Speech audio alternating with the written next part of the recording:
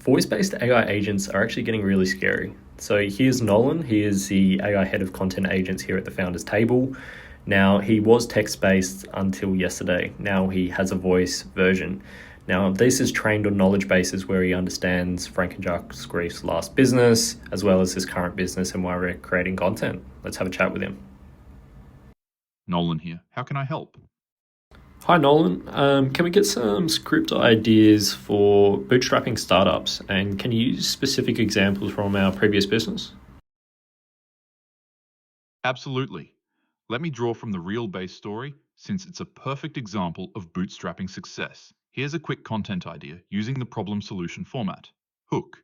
Everyone says you need investors to build a tech company. We built a $180 million business starting with just a camera and a printer. Then we can share how the Grief brothers started with basic real estate photography and printing services, built an internal platform to solve their own problems, and grew that into Realbase. The beauty is, it shows how solving your own operational problems can lead to a massive opportunity. Want me to flesh out more specific angles we could take with this story? We could focus on either the bootstrapping journey or the pivot from services to tech platform. Yeah, let's focus on the bootstrapping. That's a great kind of part of the story, but the B story on how they pivoted is great too. So create a full script and present it to me as if you were doing the TikTok. Right, here's how I'd present it.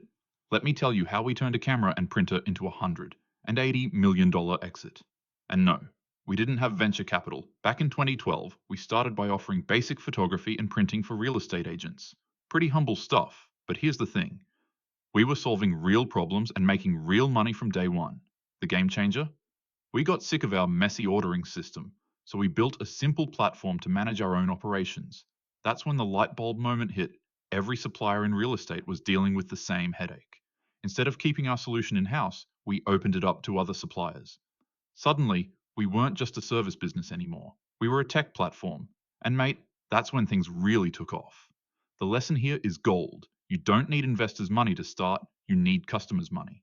Find a problem, solve it at a small scale, then look for ways to make that solution bigger. We merged with our biggest competitor in 2020, and 2 years later, Domain bought us for $180 million, all from bootstrapping and staying focused on real customer problems. So next time someone tells you that you need venture capital to build a tech company, just remember, sometimes all you need is a problem worth solving and the grit to figure it out. How's that?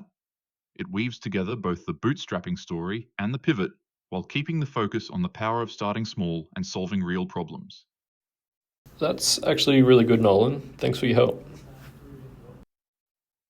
No worries, mate. Glad I could help you.